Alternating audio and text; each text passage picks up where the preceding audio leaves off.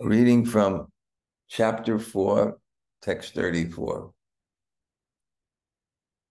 Om Namo Bhagavate Vasudevaya. Om Namo Bhagavate Vasudevaya. Namo Bhagavate Vasudevaya. Yasya śrī-bhagavat. Okay, I got it. Okay. Yasya śrī-bhagavat-prāptāv utkaṭecchā yato bhavet tatraiva labhetāmuṁ natu vāso lābha-kṛt. One who yearns to attain the Lord may attain him in any place. He need not travel to the Lord's abode. Om Jnana-timirandasya gananjana shalakaya taksu unmilitam yena tasmai śrī-gurave namaha Sri Chaitanya manobhistam stapitam yena bhutale sayam rupa kadamayam dadati sa padantikam vanchakalpa tarubhyascha kripa sindhu bhayevacha patitanam pavanebhyo vaishnavebhyo namo namah. Sri Krishna Chaitanya Prabhu Nityananda Sri Advaita Gadadhar Srivasade Gaur Bhaktivinoda. Hare Krishna, Krishna Krishna, Hare Hare, Hare Rama, Rama Rama, Hare Hare. So greetings from Govardhan. Raghunath's group has been here. And Jai Jagannath's group. Today we went on Bikram. I had quite a group, and we passed the Dandavatis of Jai Jagannath. And I did a program here at my house. I hosted them. Yeah, it was just so nice. I love hosting Vaishnavas, doing it properly. And then my courtyard is probably the most wonderful place to give class. It's just got such an ambience. And we're doing our Kartik Vrata. It's called Niyama Seva. Niyama means every day. When you say Nitya, it can mean eternally or it can mean every day. Like in the verse, Nashta Prayeshu Abhadreshu Nityam Bhagavata Seva. By serving the Bhagavat, the book Bhagavat, or the person Bhagavat, and they're the same because the book Bhagavat tells about the person Bhagavat, and the person Bhagavat tells about the book Bhagavat. Anasta Prayeshu, all that's inauspicious is almost destroyed to nil by Nityam, by every day. So this is Niyama Seva. And among Gaudiya Vaishnavas, I have the opportunity to do the more traditional thing. Generally, it's Chaturmasya, because in the rainy season, you can't farm, the rains. So people go to a holy place and they have their 4 months, that's great. In New York, in America, you get like 2 weeks vacation or 3 weeks vacation. You get 2 or 3 weeks vacation. And in India, in traditional life, you get 3 months practicing spiritual life. So that would be traditional, and sadhus would do that. But for Gaudiya Vaishnavas who travel and preach, they can't take 4 months. But at least Kartik, they do Niyama Seva. And Niyama Seva basically, it's just like Jayadvaita Maharaj asked, what's your secret in spiritual life? He said, I do the same thing every day. So really do the same thing every day. So I'm up early, I chant, I write, do my deity worship, and then we walk halfway around the hill and get back about 7:30 or 8 o'clock, depending on which time. So it's been quite nice, and it's nice having so many nice guests here. And we had a last-minute initiation. some of you may know Kristen, and she's Krishnamayi, and you may know Bob Healy. He's Bhaktivinoda Das, and last minute we didn't have a fire. We had better than a fire. We went to the side of Govardhan Hill. It was just a beautiful ceremony. And as we were kind of almost getting into giving the names, some of the Dandavat Parikrama would just happen to be there, including gopis dancing. And it was just a sublime atmosphere. Now I got to work out this technology because I don't know why. I'll have to speak to Rati why it has to be downloaded or something every time or something. I usually just click and you open up a book. So I got to figure this out because I figured out this section I was struggling with. And in one sense, the reason I was struggling with is that, I think my forte is the stories open your heart and then you put the philosophy in. I'm not saying just as stories. It has to be like some philosophy, some philosophical content. And the philosophical content is repetitive. It's that someone who is advanced in Krishna consciousness, it's the same. Anya bilashita shunyam jnana karma jnanabritam anukulyena krishnanu shilana bhakti uttama. That the main characteristic is anukulyena. He wants to please Krishna. Krishnanu shilanam, and therefore his activities, his work, body, words, and mind, anu, they follow Krishna. When you love someone, you follow them. How do you follow them? You follow their desire rather than just your own desire. That's called love. And when it's to God, it's called universal love, because somehow everything's inclusive of God. And if you really in your heart worship God, you become there's kripa. Kripa means mercy to someone. It's directed, Guru Kripa, Radha Kripa, Krishna Kripa. You get the mercy. And Doya means for everyone. So somehow or other, when you worship God in a sincere way,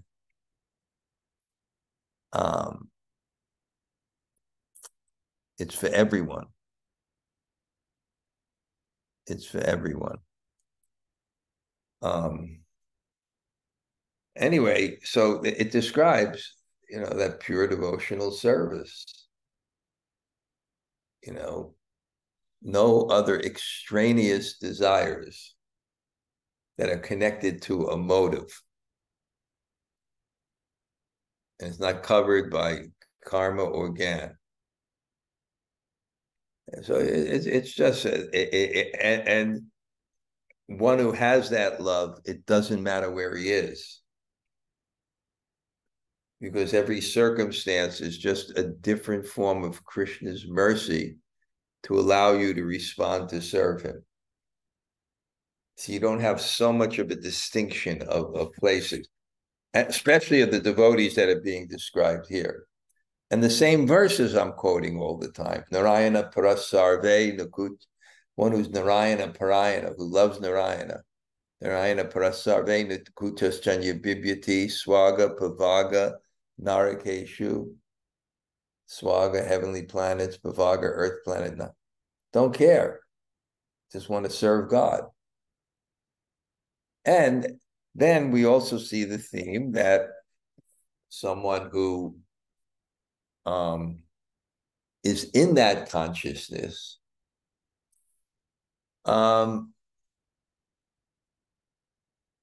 he resists praise. He exists praise because praise exalts one. and they fear if they're exalted, their consciousness will become material, which is I am superior. The whole material consciousness is I am superior. And how I am superior? Because I enjoy and control more than others. So when you praise, they're afraid it exalt one to material consciousness. And not only then, it's not just that they're afraid, they have no desire for material consciousness. They're really in love with God. You can shut that now. They're really in love with God. They're really in love with God. So they don't care about superiority. They don't care about it. They don't want it. And therefore, when praise comes, they see it as antithetical to their mood and understanding of who they are and what they want. So we see each person that's praised deflects it. And then we also see that there's some very, very interesting philosophical story here that we're following. And the philosophical story is that this is a summary of the Bhagavatam. It's a different story, but it parallels the philosophical flow of the Bhagavatam exactly. And how does it follow the philosophical flow of the Bhagavatam exactly? At least how I analyze. The Bhagavatam is meant. Give me the phone, it keeps on banging in my ear, and it's just like a lot of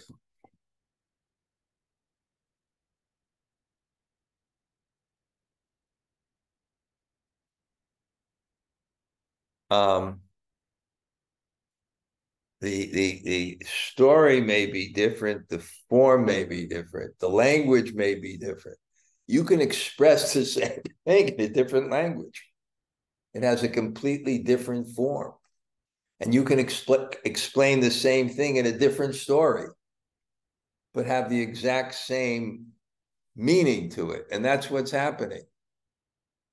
And just how it parallels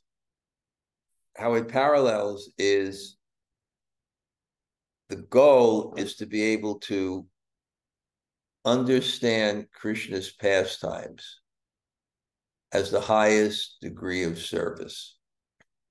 And that's a challenge. And I describe what prejudice is. Prejudice is when you have an experience with something and you generalize it. You have a problem with some ethnicity and you generalize it to all ethnicity. And then you're prejudiced. When you meet someone, you prejudge them based on that experience which you've generalized. So that's the same thing that the Bhagavatam is fearful about. That we've had an experience of boy-girl, and which is lust, and we've generalized that to all experiences of boy-girl, when the highest experience of boy-girl, the highest manifestation of boy-girl, has nothing to do with lust. It's Radha and Krishna. So we prejudge it. So to prevent us from prejudging it and giving us the lens of service, both the Bhagavatam and the Bṛhad-bhāgavatāmṛta discuss a progression of devotees in deeper and deeper levels of intimacy, which are basically just different shapes of the same thing, which is dasya ras, the mood of service, the mood of devotional service. And it may manifest in reverence, it may manifest in friendship, it may manifest in parental love, but it's basically the same thing, the same core thing. I mean, it has a specificity.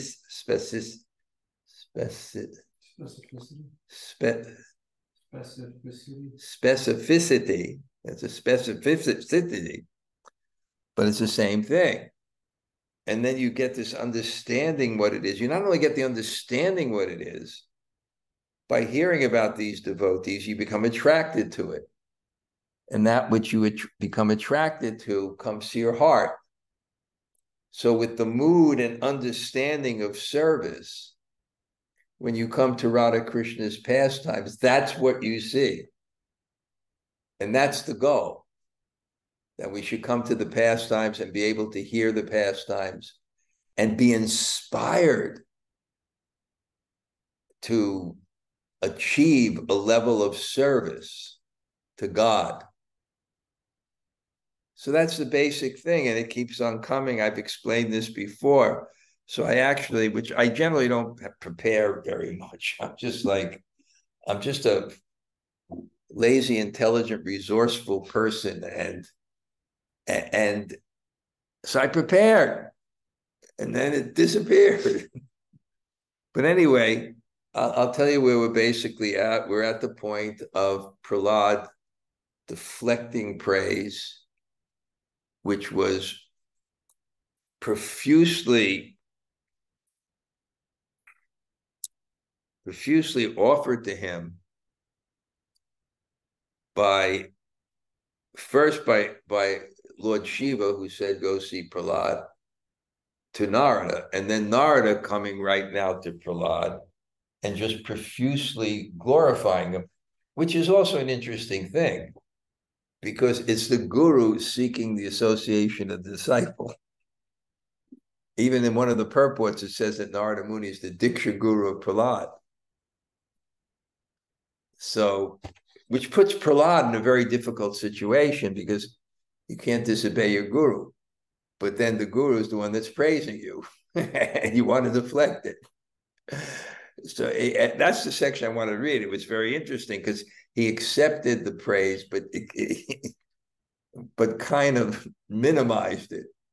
So at the same time, he wouldn't say, okay, I didn't want to disobey his guru, but at the same time, he just couldn't accept it. And then there was one section, and it's not this one, but it's the same point, so I'll speak about it, where Bṛhad, when Narada was said to see Bṛhad, he went to Sutaloka. He went to some planet where Bṛhad's grandson, Bali-Marj, was there. And because of Bali-Marj's sacrifice of everything, when he gave the 3 steps of land, it's just so interesting. He gave everything, and he won God's heart. That's the nature of love. If you love someone, then you are subservient to their desires. And what control means that people are subservient to your desires. So you relinquish control to those whom you love. And therefore, Vamana relinquished control to Bali Maharaj out of love for his sacrifice. He gave everything. And therefore, he agreed to be a gatekeeper on Bali's planet somehow. So Bṛhad is there. It's his grandson. So Narada is being directed there. And there he meets Bṛhad, and he profusely praises him. And it's not difficult to praise Bṛhad. And therefore, again, it's a summary of the Bhagavatam. So you get like kind of a one verse line of all the story of the 7th canto. Maybe there's 15, 20, you did, he just gave a line. It looked at the 7th canto through the glorification of Bṛhad. So what is it? He preached to the young kids. He wasn't, his service was unbroken, even though his father had tried to torture him to give it up. he attracted the affection of Lord Nrsimhadev, who called him closer and started to lick him in affection. So he had all these glorifications, and then he just wants to negate all of them. And then one of the glorifications is you're on the Lord's planet. And how great is that? Prahlad says, well, not so great. Because and this is another point I made, that our separation from God, and this is shown in the story of Nrsimhadev and Prahlad more than any other story, that our separation from God is a matter of consciousness. It's not a physical separation from God. It's a matter of consciousness. Everything in the spiritual world, God's determination is an absolute fact. It says that in the Bhagavad Gita in one of the verses. Mayadhyakshena prakriti suyate sa sharacha. Mayadhyakshena, he's controlling everything. His determination is an absolute fact. And if you serve God and you want service purely, your determination is an absolute fact. Why should you be separated from God if you want God? And if you are separated from God, you're not actually separated from God. Because if the separation is increasing the desire to be with God, on some level, you're actually there. Even, so here he says, one who yearns to attain the Lord may attain him in any place. He need not travel to the Lord's abode. And I quoted another verse from Brahma Samhita, Pantastu koti satavatsura sampagam yo vayor atapi manaso. You can go by the speed of mind for millions and millions of years and still not attain God. Still not attain God. It's another dimension. And therefore, the separation from God is our faith, our trust in that objective to be with God and serve God and have a relationship with God and be with God. Our desire for that and that faith in that goal is our only separation from it. Otherwise, how can God have innumerable devotees and satisfy each one of them in a personal relationship if it was restricted by spatio-temporal restrictions? It's got to be beyond spatio-temporal restrictions. Because that would mean that there's something greater than God. So time and space are not controlling God, and they don't control the devotee who serves God either. So this is just one of the ways in which Prahlad deflects one of the praises. And he deflects each and every praise in that same way.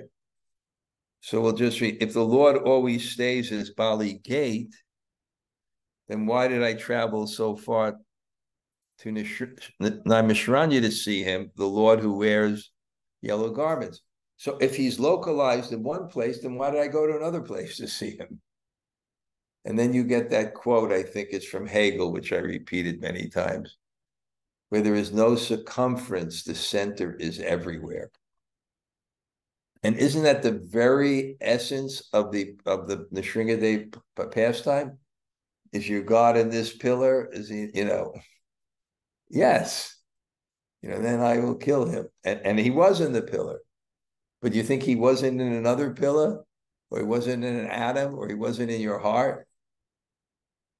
we always project our own experience of the world of cause and effect on God when that's illogical. Because he's beyond all that. So, yeah, we just got to increase our desire.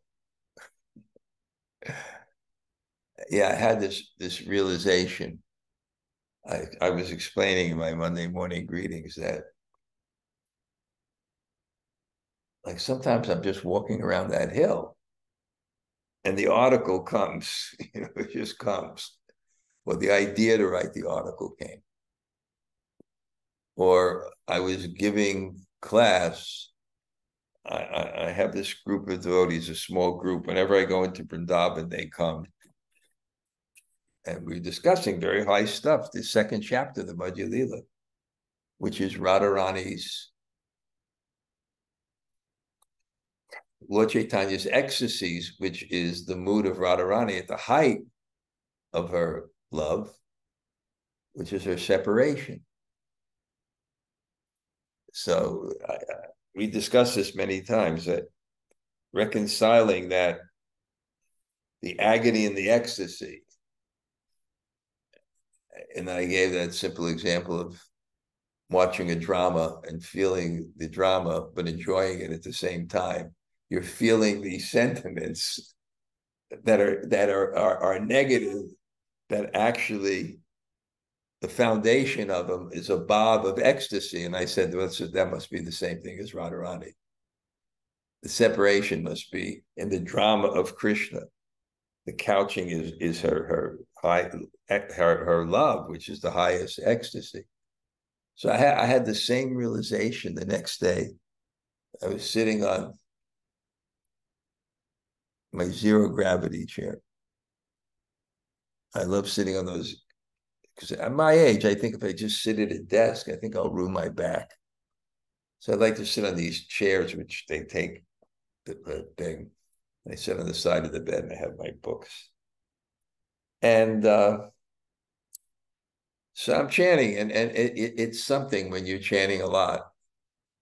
I don't know what it is, but it makes it so much easier. And especially going around. And I chant in the morning when I get up. And then the chanting was getting deeper. And it came to the voice of, to go deeper, there has to be full unconditional surrender. And then I saw the pain. I saw the pain of because what suffering means is going against your attachments.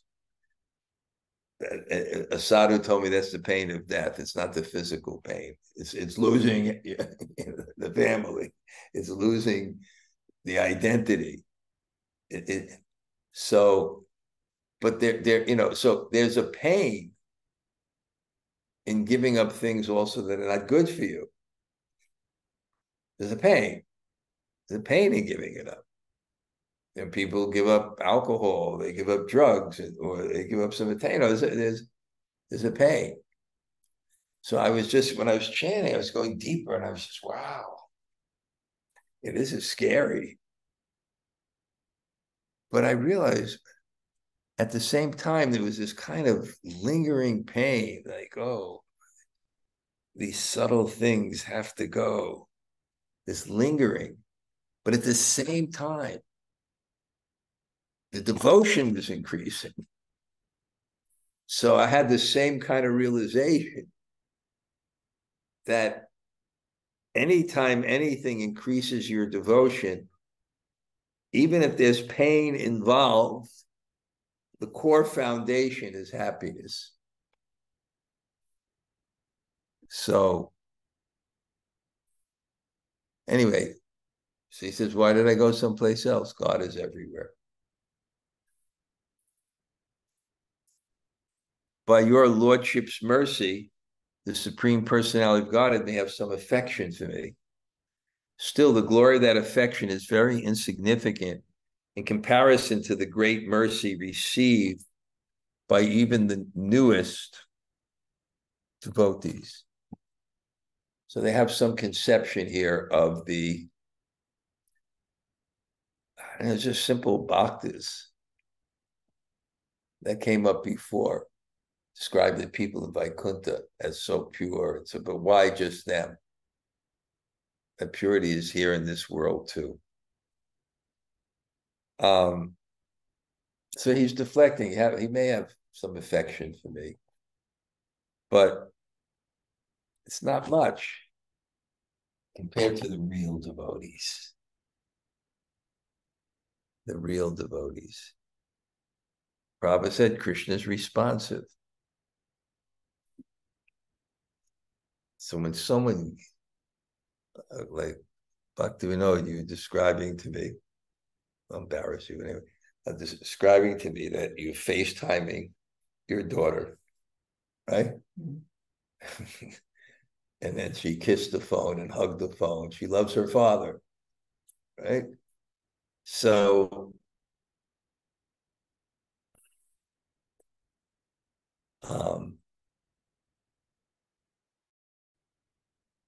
yeah. So there's affection when someone gives themselves to you. There's affection.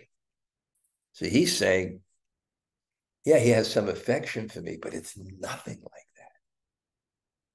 So there's levels of affection. He's saying it's nothing like the pure devotees. So Prahlad is deflecting the praise. He says, no, they're real devotees.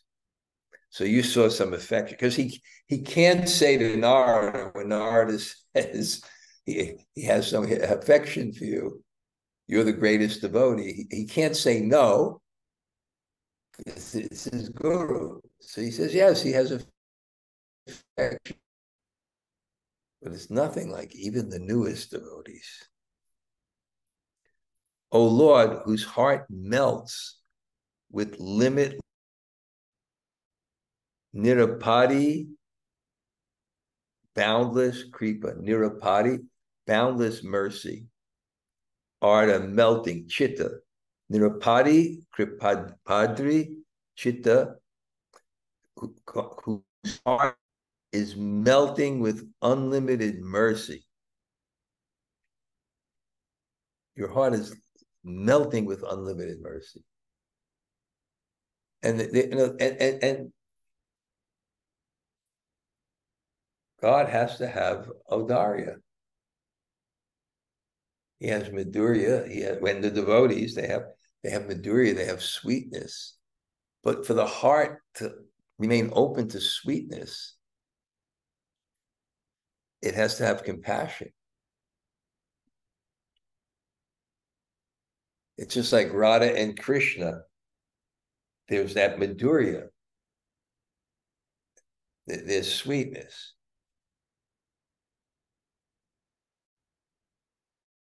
Then when they want to give that love to others,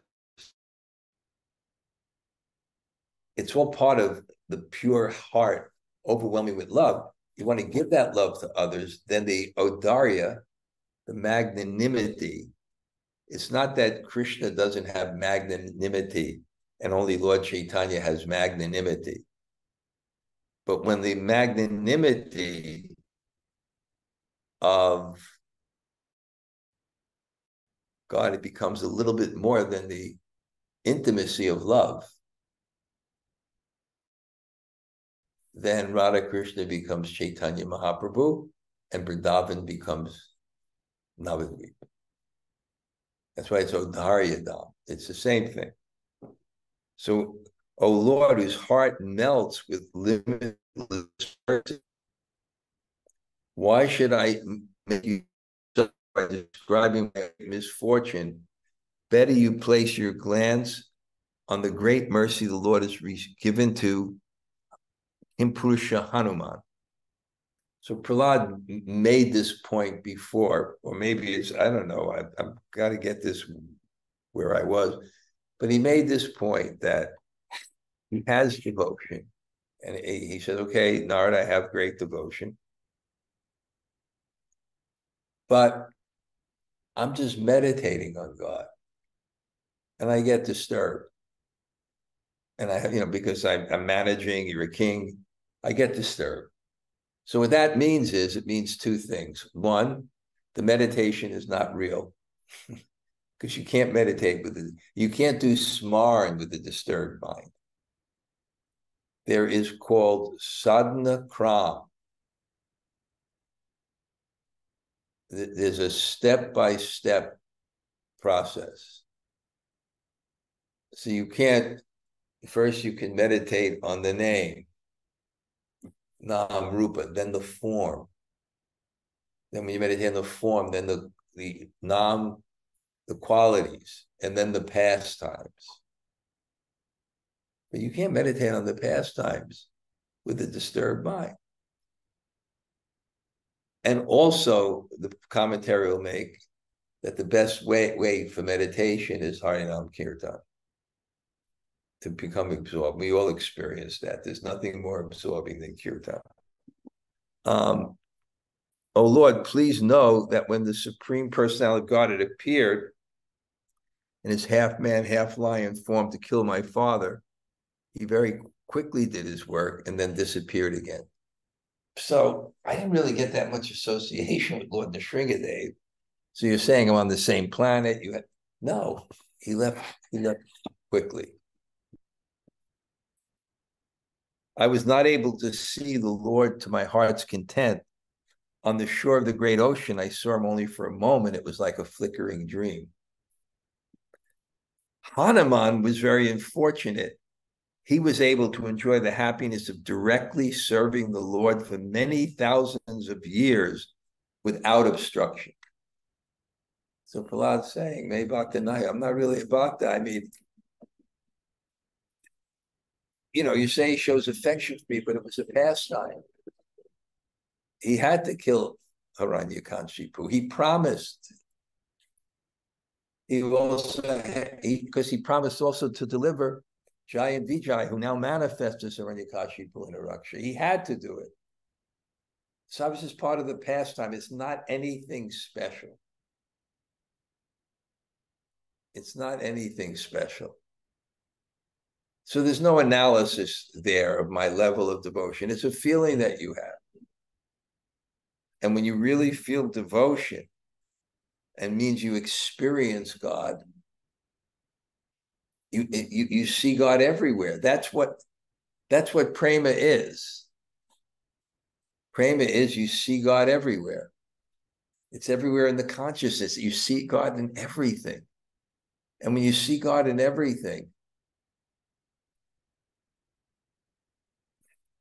you're relatively insignificant.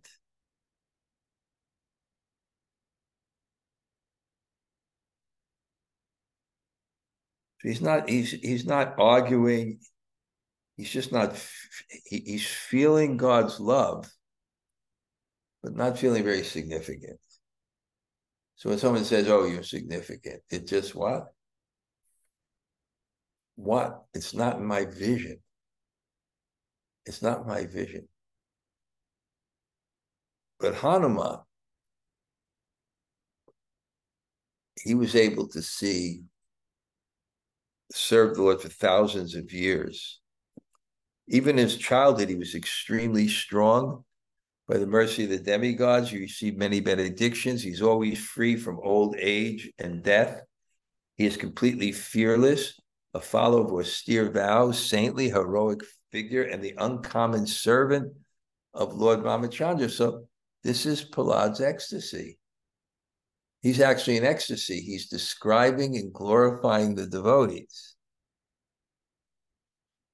It's devotional. When you glorify the devotee, what are you glorifying him for? You're glorifying him for his relationship with Krishna. So when you glorify a devotee, it's bhakti. You're glorifying Krishna. And it's such a good feeling in heart. So Prahlad is actually, we're also seeing his ecstasy in glorifying the devotees. Deflecting praise and glorifying others. He doesn't take pleasure in praise, but he takes pleasure in glorifying others. And then he goes, he casually jumped over the fathomless 800-mile wide ocean. He expertly comforted the distressed Sita, captive in the palace of the king of the Rakshasas. He taunted his enemy, burned Lanka, destroyed its fortifications, returned with news of Sita, and was firmly embraced by his master. So here we go. We got the 9th canto in a few verses. He was the great carrier of his master. His tail became a white parasol shading his master, and his broad back became a comfortable seat for his master. He was the leader of those engaged in building the bridge at Setu Bandhu. He fulfilled the needs of Bibhishan, broke the strength of the Rakshasas.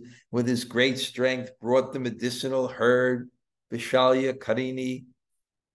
He brought life again to the army. He greatly pleased both his master and his master's younger brother. He became the devoted carrier of both his master and Sri Lakshman. With very intelligent tactics, he attacked and defeated the enemy. He chanted the transcendental glories of his master, the killer of the Rakshasa king. He brought great happiness to Sita. He is the object of the great transcendental mercy of his master. Even though he's not able to bear separation from his master, he remains in this world by his order. So that's what devotion means. The world's not about you. That's what love means. The world's not about you.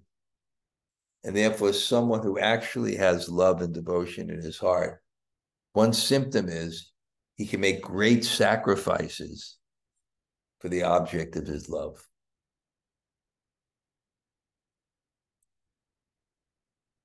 He sustains himself by hearing the glories of his master. Even today, he stands beside the transcendental deity form of his master as he always stood by him in the past. So Ramachandra said, no, you stay here. So he's just before this deity form. And of course, because where there's no circumference, God is everywhere. So if you have devotion, then God will definitely manifest in the deity. And then great acharyas who do pran pratishtha in temples, then God will appear in that deity for the benediction of others. We have an individual deity, it's your devotion. My Lord, the scriptures declare the monkey king Hanuman attained perfection by serving the Lord. In this way, Hanuman's glory is famous in this world. His service brought him the Lord's mercy. I offer my respectful obeisances to Hanuman. Even if we were to come to him on his own accord, he has no desire to accept any kind of liberation that would check his service to Lord Vishnu, the son of Maharaj Dasarath. I have left much unsaid. Still, your lordship knows his glorious position very well. Please go now to Kim Purusha Varsha, see him and become happy. Sri Parikshit said, O Mother Narada then exclaimed, this is very auspicious. This is very auspicious. He then rose from his seat and traveled through outer space to Kim Purusha Varsha. Okay, at least now I know. Verse 55, we're going to see the incredible devotion of Hanuman. Hari Bo. Okay, Jamuna Jai, you have this simple service of getting things going a bit. If you're still here, it's Sunday. You may be working. I think she had to go. Anybody else like to say hello? Hi, Krishna Maharaj. Yeah. Yeah, what's up? Here. What? Well, I have a couple questions, but first I want to say that my fave line of the day was the fact that, Krishna, we cannot be separated from him by time or space. Otherwise, that would make space or time superior to him, So I like that. That was great. Great rationalization for why, we can't be separated from him. Question, Gail. Huh? Oh, You have a question? yeah, I have a couple questions. Well, I don't know if I'm. Can you hear Yeah, me? Yeah. kind of. It's not so good for me, but go ahead. Oh, wait, let me, I don't know if Yeah, it's not good. Okay, I wonder, is this better? Yeah, that's better. Thank you.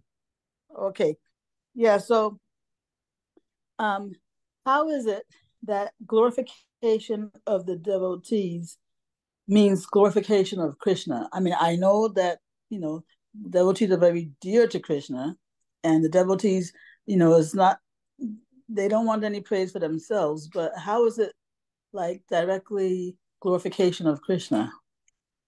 Well, besides the fact that Nectar of Devotion, it says that one way you develop your relationship with Krishna is that you love the people that are connected to him.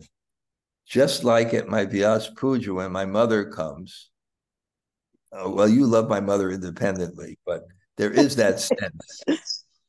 There is that sense that she's my mother, and it kind of has that kind of transference. But on just another platform, the devotee is loving Krishna.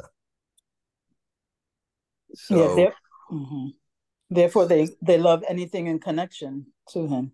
they love the devotee loves Krishna, and you're glorifying him. What are you glorifying? You're glorifying someone who's loving Krishna.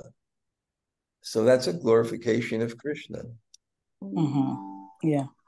Okay, Maharaj, the other thing was, Prahlad was saying when he was deflecting, his glorification because Lord Nrsimhadev was giving him so much affection, he was deflecting by saying that, even new devotees, get more reciprocation than he did. I didn't really. How did he see? Honestly speaking, I didn't figure that one out either yet. Okay. Because there's somehow categorizing a bhakta is different than Lord Shiva and Lord Brahma and the goddess of fortune. I can't figure that out yet exactly, but it seems to be a category. It seems to be something about worshiping God in this world that kind of has like a special kind of flavor, almost that like a candle in the dark is more bright. So somehow this devotion in this world somehow has a special category that's kind of really attractive, something like that. But he was also in this world. What? But Prahlad, he was also in this world. You know? Well, he was just talking of the categories. He didn't feel anyway, he didn't feel equal. Okay. Okay.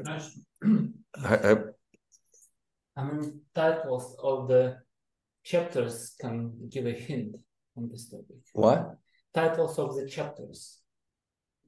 I know, but yeah. But the others are also bhaktas. That's yes. It does. Okay, quickly. Anybody else? Okay, someone say hello. Hare Krishna. Hi, Maharaj. Yvette, how are you? Great. Great to see your steadiness, Yvette. Thank you. Just a quick little question. So the mind and body are always like grasping for something. And I think in your like talk, you were saying like spiritually, we could be like grasping or looking for a destination or attaining connection to Krishna. But you were also saying that we should just increase our desire for Krishna. But is desire is not grasping? We're just sitting there and just increasing desire. Can you give me some clarity on that? I'm not sure what your question is because, grasping for Krishna is desiring for Krishna. Yes. It's the same thing. So, but we're not like looking to go on a journey and find him somewhere, is what you were saying, right? No, it is, but the journey is more internal than it is external. It is a journey. You're going from where you are to someplace else.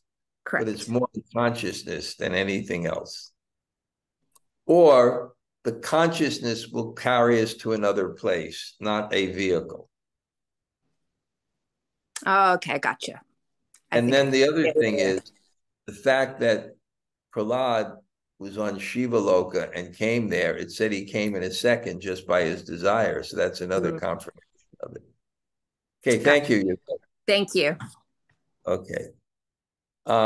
Quickly, a few people say hello. I have to go. Krishna Maharaj. Nice to Krishna, see you. Yavat Sundari and Rangarani is here. Hare Krishna Maharaj. Radharani. Nice to see you. Wow.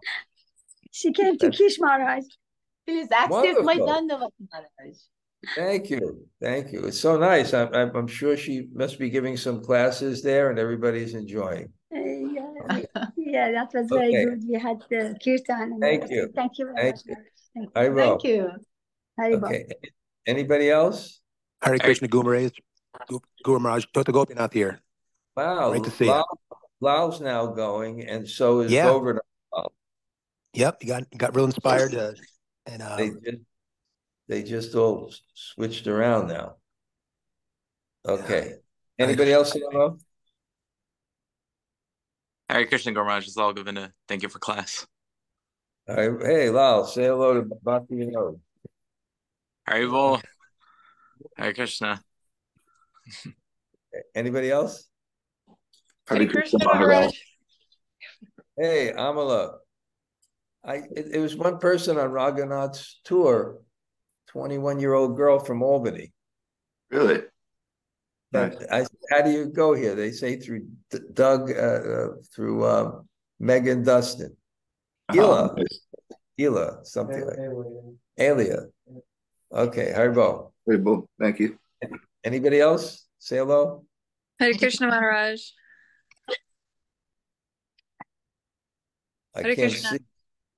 Hey, Malati, Haribo. Good to see you. Haribol. Good to see you. Thank you for class. Happy Kartik. Okay, thank you. Anybody else? Hare Krishna Maharaj, thank you so much for the class. So many important things for me. Thank you greatly. Thank you. Hare Krishna. Good. One more person? Hare Krishna. Hey, Gopa. Who's that driving the car? Priya, she got her license. What? Little Priya? Whoa. Amazing. See the sunrise. You know, I saw the picture of you. I said, who's that brahmachari?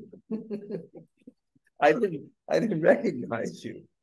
Okay, but then I saw Priya. That's great. Congratulations, Priya. Okay, anybody else? Hare Krishna Guru Maharaj. This is Kishore Radha. Hey, Braja, Hare Krishna, Jai. Okay, a few more people will go. Hare Krishna Guru Maharaj, Dharmasak is here. Thank you for the class. Haribo, Haribo. Haribo, Haribo. Yeah, you can look at the garland now. Okay.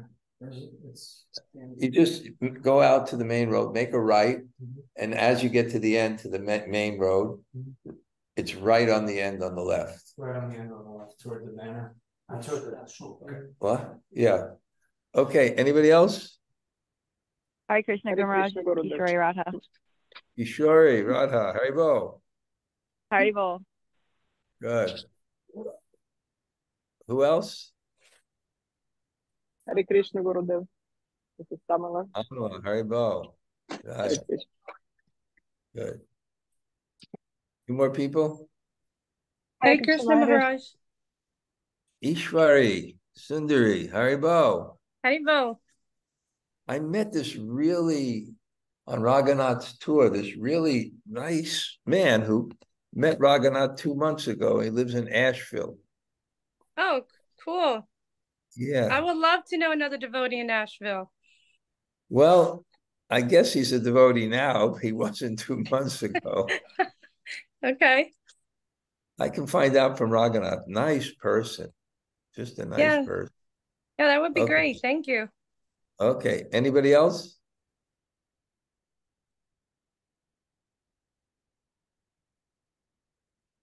Okay, we'll head out for now.